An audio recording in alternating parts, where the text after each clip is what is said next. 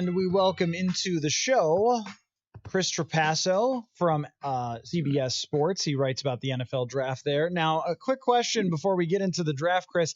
Have they given Stefon Diggs the key to the city in Buffalo yet? If we did not have this coronavirus outbreak, I think they would. Yeah. Just because so many fans around this area were so eager for the Bills to go wide receiver in the draft, and just felt like although John Brown and Cole Beasley played well last year, they needed that true superstar at the wide receiver spot. So Bills fans are certainly happy here to get him. Although the Bills did pay quite a bit to get him, they had some extra picks. But yes, if the city hall was open, I bet there would maybe have been already some kind of ceremony giving him the key to the city of Buffalo. Yeah, that is an inside joke. You are from Western New York, and when the Buffalo Bills acquired Terrell Owens, they literally gave him the key to the city. It goes in the all-time embarrassing Buffalo Bills moments, along with everything in the Toronto series. But that's a different conversation. What did you think, Chris, about what the Vikings got back in terms of draft capital? Well, this trade just worked out perfectly for both sides because, like I said, the Bills did pay quite a bit for him, but they had an extra fifth and an extra sixth. So it wasn't like they were going to go into the draft and not have any selections in those rounds. But for the Vikings to get more than just a first round pick and to get a fifth and a sixth and a fourth next year and only have to give up that extra seventh to trade a seemingly disgruntled player, I think that was a really good haul for the Vikings. And just on the surface, in terms of draft capital, I think they did a great job when you compare that to Amari Cooper, to Odell Beckham, to a few other of these high-profile wide receiver trades that have gone down recently. Yeah, in my mind, you can win a trade and still lose a trade. In this case, you win the trade by getting the best amount of draft capital back of any of the top wide receivers traded. You lose the trade because you traded a top wide receiver and because you put yourself in a position where you couldn't make happy one of the best players on your team, that you couldn't come to some sort of terms with him to go forward. So you were forced to trade him. So I look at it from that perspective, almost like I forget what the Bills traded Jason Peters for back in the day, but I remember Bills fans being like, well, whatever, man. He wants too much money and he's a pain in the butt. Let's get that second round pick for him. Like, well, yeah, but the other team gets Jason Peters. Yeah, they got I believe a first a second in that trade. So they which ultimately ended up being like Eric Wood and Aaron Maben. And then they did turn the second round pick into Jarius Byrd. But still, if you go back in time over 10 years now, the Bills would have definitely never made that trade, tried to work things out. I mean, Jason Peters is still in the league and has been an elite left tackle ever since. Right. And I just saw Aaron Maben get cut by the Cincinnati Bengals on Hard Knocks 2013 that I've been watching back. So one thing that every draft writer that I bring on the show, Chris, is I make them grade my draft sim. So I'm going to take you through my draft sim, and I'm not super pleased with myself on this draft sim, but I want you to tell me if I did better than I thought. So at 22nd, I took Tee Higgins out of Clemson. The draft board kind of fell that way, that all the top receivers went off the board. He was there. Seems like a fit as an outside wide receiver to replace Diggs. And with 25, naturally, I had to take a cornerback because they don't have anyone. So I went with another Clemson guy, A.J. Terrell. And then with the other three picks, Antoine Winfield Jr. fell to me in the second round. Pretty surprising. I don't expect that on draft night, but had to take him. Even if they don't trade Anthony Harris, I'm taking Antoine Winfield there. And then Raekwon Davis with 89 and Danny Pinter, who's an offensive lineman from Ball State. He's a guard at 105. He had a really good combine. That's basically all I know about him. So grade my draft sim. I'll give it a B+. I think if you ask a lot of other people, they would probably give it a lower grade because I'm seemingly higher on Tee Higgins than anyone else. He went into the combine as my number one wide receiver in this draft class. He actually did squeak in his pro day, did not perform very well at the Clemson pro day, so it knocked him down to my second wide receiver. But in Minnesota, to have that complement to Adam Thielen, who plays in the slot quite a bit, I think would be perfect. It would add a different dimension to that offense, that you are also getting bigger at the wide receiver spot. But a big part of why Stefon Diggs was so good in Minnesota was beyond his route running ability. was how good he was in those contested catch situations. Mm-hmm. And Tee Higgins gives you that right away. I'm higher on A.J. Terrell than most people. I think he probably would have been a consensus first-round pick until that national title game when Jamar Chase caught 3 or 4 passes on him down the field. Yep. If you look at the previous national title game against Alabama, A.J. Terrell had the interception, the pick 6 early in the game. And the last 2 years at Clemson, he just locked down everybody in the ACC. He's over 6 foot, long arms, good athlete. So those 2 selections in round 1 would probably universally be kind of criticized, but I think they would be good picks. Winfield is a lot like his dad in that he is a great active run defender. We saw obviously a ton of range in coverage with the amount of interceptions that he had at Minnesota. The only problem with him is just he has 2 or 3 injuries in his career that you're hoping don't pop up again.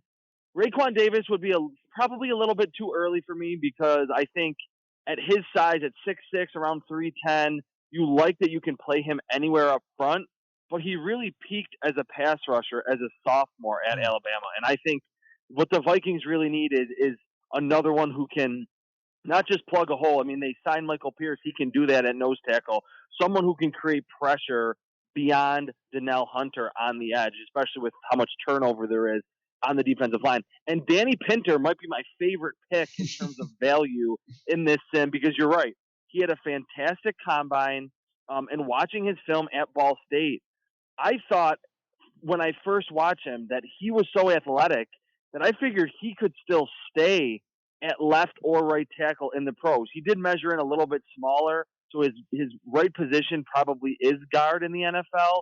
But with the Vikings kind of prioritizing athleticism over pure power on the offensive line, getting him at 105, you said, I think that would be great value.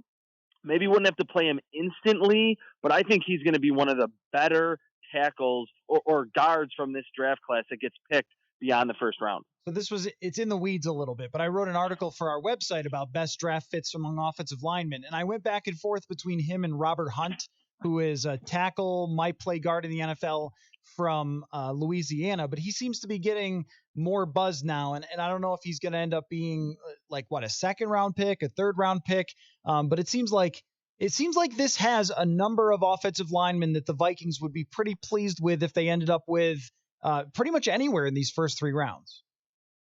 Yeah, I think first off, Hunt will probably go in the second round, and I think some teams could view him as a guard, and some might keep him out at tackle. He doesn't have as explosive of athleticism. He's not as spectacular with his movement skills as Danny Pinter, but I think he's more solid across the board. He's stronger.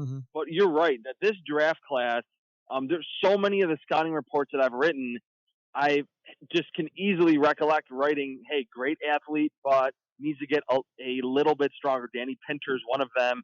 Cesar Ruiz from Michigan is another.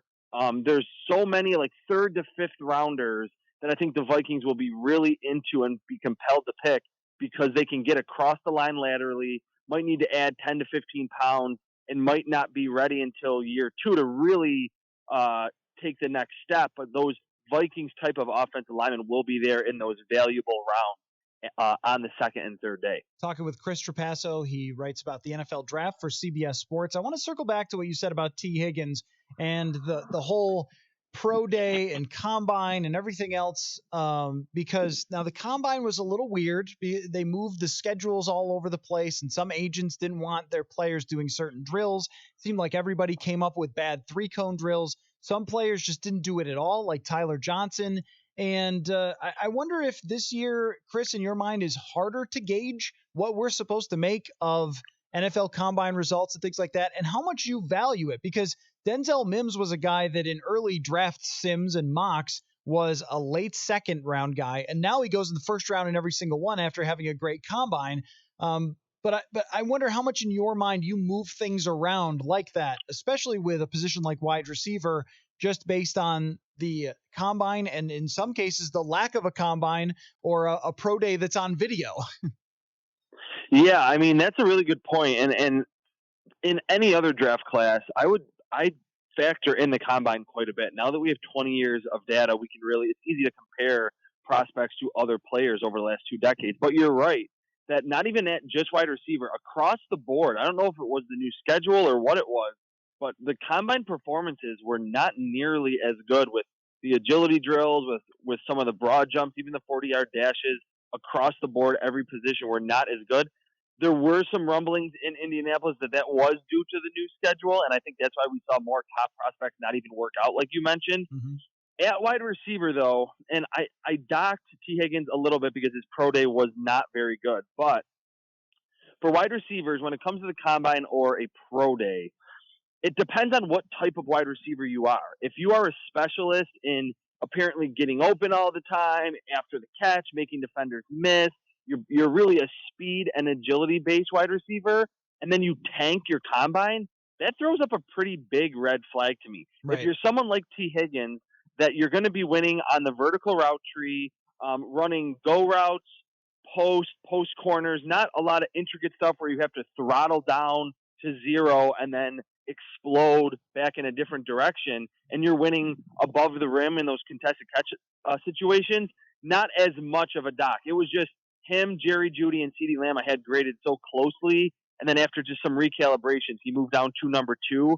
But I would still pick him in the first round. I might be in the, like the only one that feels that way, but I think he would add a fun dimension to the Vikings offense and still give you that contested catch ability that Stefon Diggs was so good at over the last few years. Now, receiver in the first is a debate we've been having on the show, Chris, because you could take a wide receiver there to try and fill Stefon Diggs' shoes, but then you're neglecting something else by doing that, and there's so many other pressing needs. And with Kubiak's offenses, they often feature one wide receiver over everybody else, at least in his past history. So in this particular draft sim, I end up looking at my board by the time I get to the third round and going, well, I haven't taken an offensive or defensive lineman, and they need both of those things. Would you advise the Vikings taking a receiver in the first round, or is it possible in a deep receiver draft that they should address other things first? Yeah, see, I would be fine with Tee Higgins there, but this is kind of a question of, like you're saying, playing the board. That I have Tee Higgins graded as a first round pick, but if I had the intel that there's no way he's going to go in the first, no other team would pick him there, and he might be there in the second, I think waiting would actually be the better solution for the Vikings because, like I said, even adding Michael Pierce, who's a great run defender, with losing Linval Joseph, Everson Griffin unlikely to re-sign. They need more horses up front, and that hasn't been a problem for Mike Zimmer's team in basically his entire tenure in Minnesota. And I think it is time to kind of restock the shelves up front. It's a pretty good defensive line class, but not the amount of depth in the third and the fourth and the fifth round as there is at wide receiver. And I think with Gary Kubiak, like you said, he traditionally features one wide receiver. You still have Adam Thielen. You have a good running game. So I think probably if you're looking at it just from positional value and navigating the draft, waiting on wide receiver, going corner, going defensive line would probably make more sense for the Vikings early on. And because I've been watching Hard Knocks 2013 late at night, now my brain is connecting everything to what I see on Hard Knocks. But when they drafted Sanu in the third and Marvin Jones in the fifth, like that is the dream scenario for the Vikings. You draft a couple of receivers in the mid rounds and then one or two of them click and then you've got what you need. It's sometimes if you blow it on the top wide receiver, I think it's a big hit to you because you usually force that guy in right away and then you find out that he can't play and he's actively hurting your offense. And you really rely on that player right away. I don't know. Maybe that's like sort of twisted logic, but I think that there's a value play in the middle to try getting two of those guys and hope one works out rather than putting all your eggs in the Troy Williamson basket, so to speak. Yeah, I mean, even if they did go like Tee Higgins in the first round, and then or Jalen Reagor in the first, and then fourth or fifth round, a bigger bodied player is there, Antonio Gandy Golden from Liberty, Colin Johnson from Texas. I could see that. I think this would be the draft to double up. The Vikings just doubled up last year with BC Johnson and Dylan Mitchell, which, by the way, you have to tell me what happened with Dylan Mitchell because I was a huge fan of him. Had him, I think, in the second or third round in my grades. I heard there was some off-field stuff, and then he really had a hard time getting on the field. I don't think Vikings fans should totally give up on Dylan Mitchell but he did not have a good rookie season. Well, I would ask you this to explain the BC Johnson, Dylan Mitchell thing. What's the hardest thing for someone in your position writing about the NFL draft to know? Any of the off-field or medical stuff, because that can just get thrown around and there's narratives on each side. So I tend to stay away from those because I'm not going to trust what someone tells me that I don't know about another person I don't know. So just on the field, what he did at Oregon was really Justin Herbert's go-to guy. Had a great combine, ran sub 4.5, good size, great hands.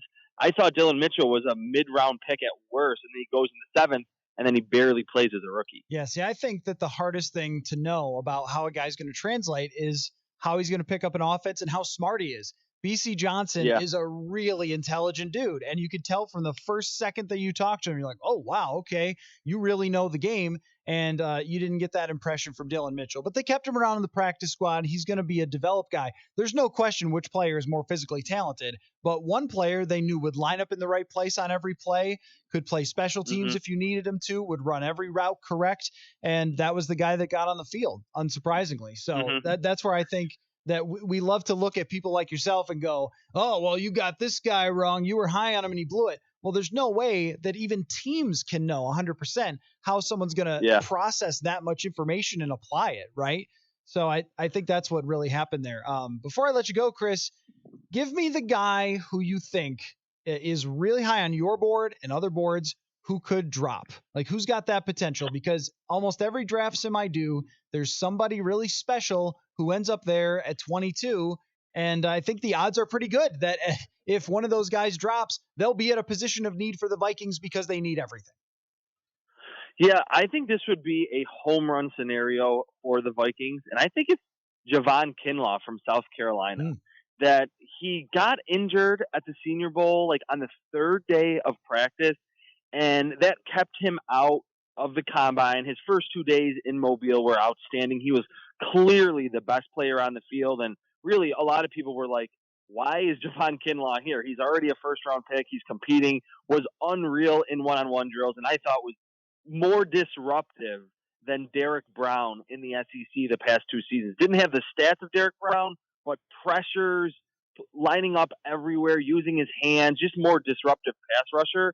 I think there are some medical concerns with him, and I think that the NFL still values the Derek Brown type, although I do not think he's ever going to be that good of a pass rusher in the passing game-centric NFL. I could see Javon Kinlaw getting to number 22. I don't think he would get to 25, but if he's there at 22, I think that would be a home run selection. You would say, hey, we'll wait on wide receiver. Let's get a disruptive long pass rusher to instantly plug into this defensive line. Yep, and I think it was a huge difference maker when the Vikings had Sheldon Richardson versus did not have him, or even Sharif Floyd a few years ago before he got hurt.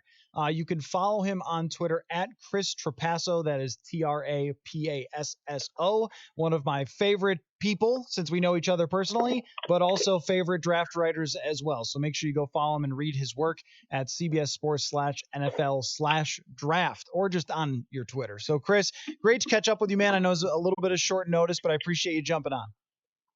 Hey, man, thanks for having me. Yep, for sure. Take care, buddy.